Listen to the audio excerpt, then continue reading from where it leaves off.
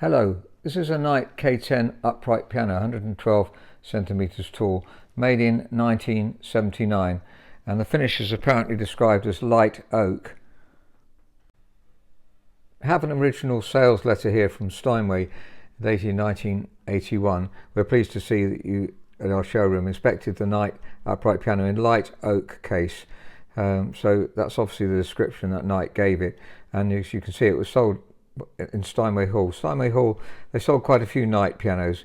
My feeling is that it's because the Steinway made at that time, the Model Z, there may have been other small Steinways, the small Steinway uprights just weren't that high quality. If you were in the trade, like to comment on that, it'd be really useful to know, but from my experience they haven't been, certainly not as high quality and as well made as Knight's.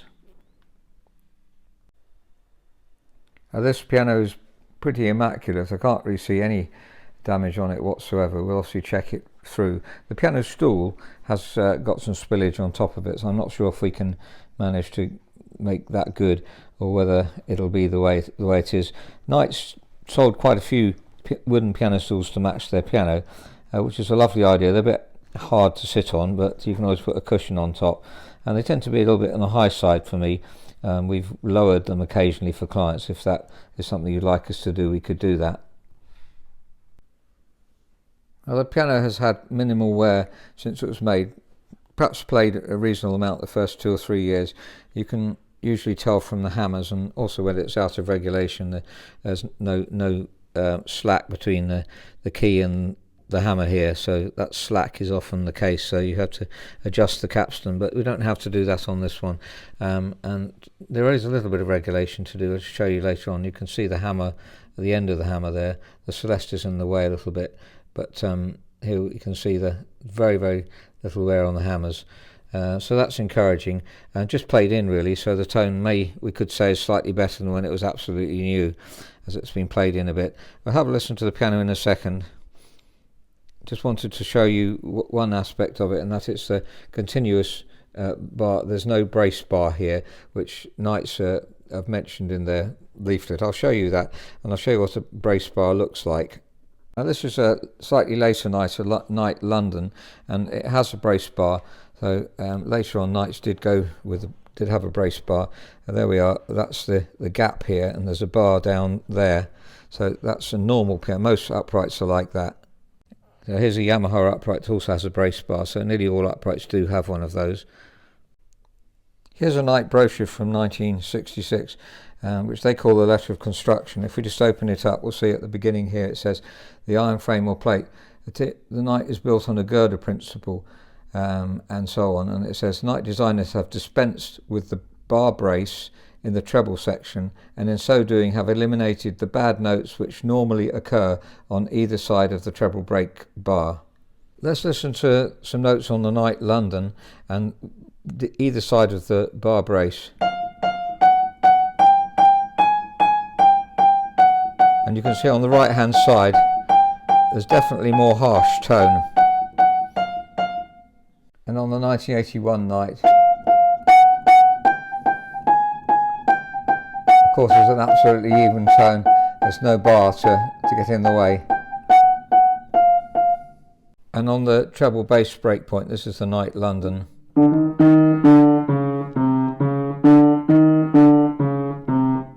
And on the 1979, so I said 1981, didn't I?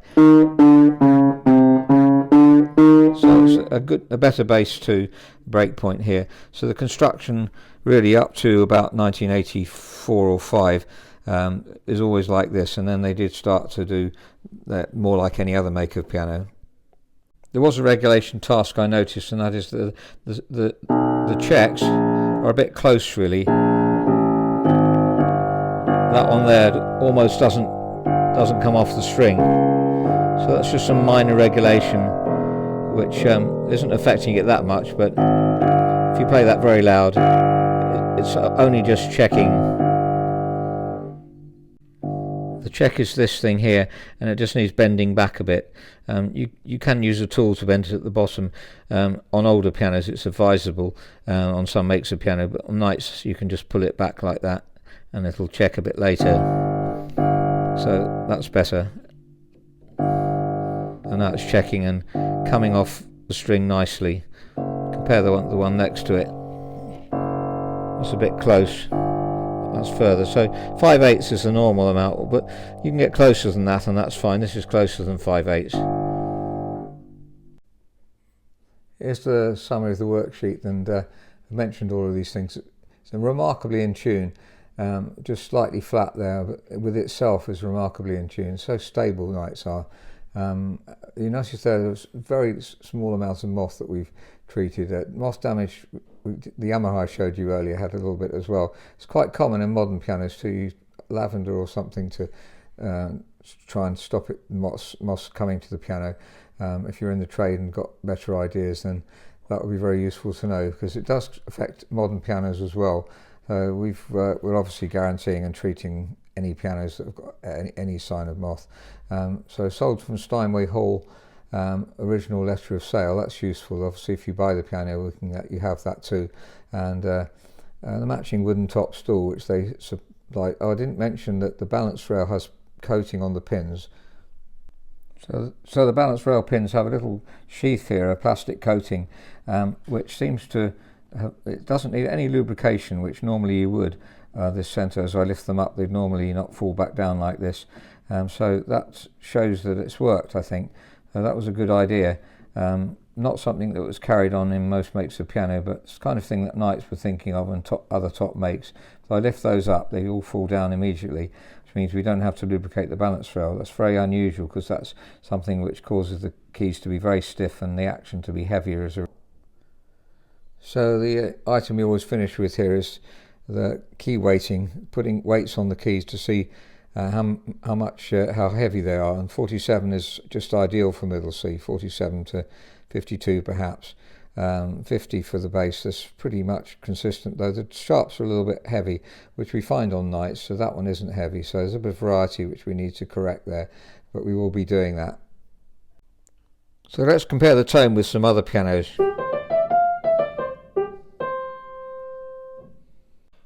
This is another K10 from 1977.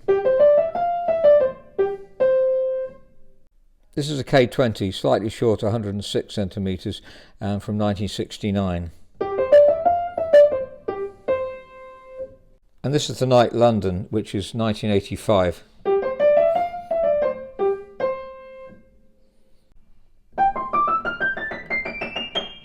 I forgot to mention that Knight's dampers go right up to this C here. Most piano dampers go up to here, and some go up to here, and Knights go higher than every piano I know. Possibly some Steinways go up to there. I think that's where they thought the notes were quite resonant, so they wanted more damping.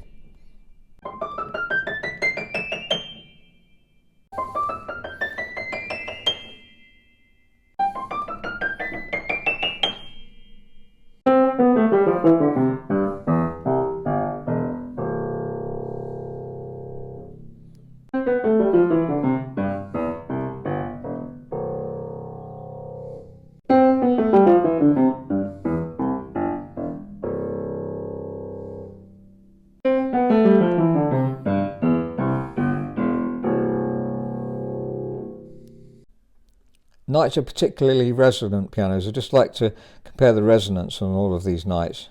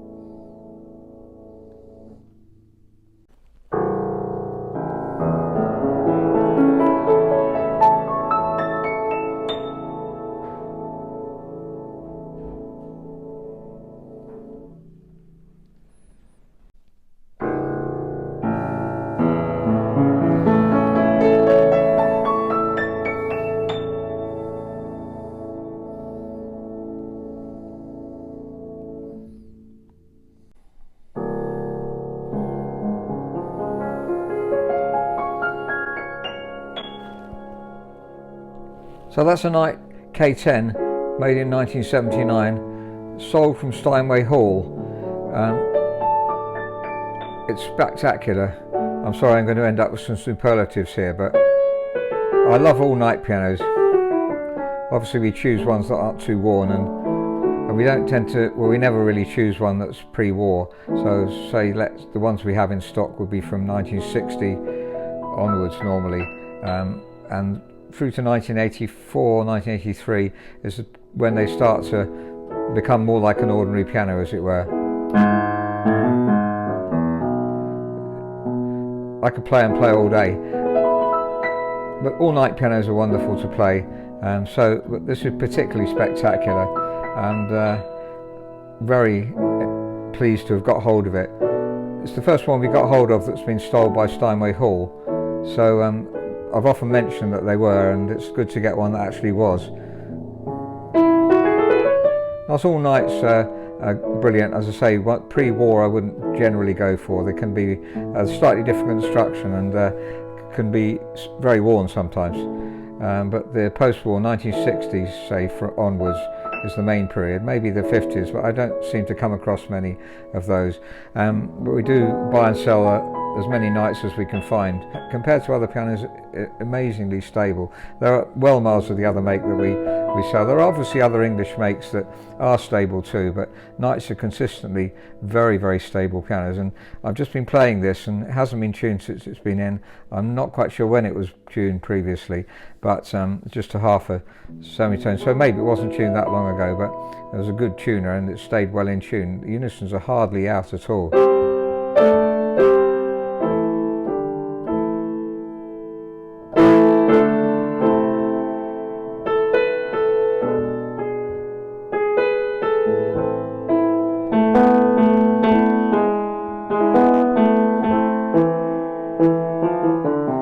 Listen to that tenor. The action also is very, well, I was going to superlatives again, sorry about that. The action is just so responsive and smooth. We're obviously going to refine it slightly, as we always do. Damping excellent. As I say, damped right up to that C.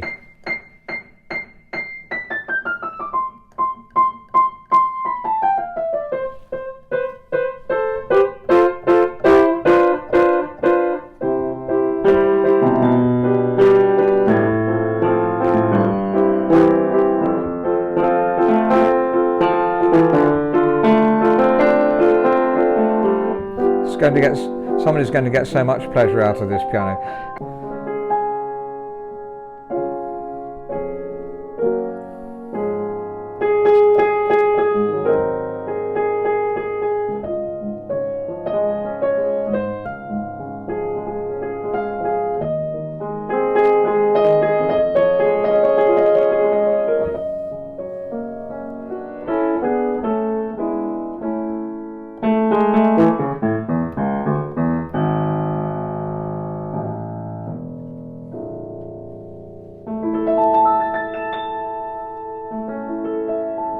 Thank you very much for listening. If you're interested, please write to us, info@robertspianos.com.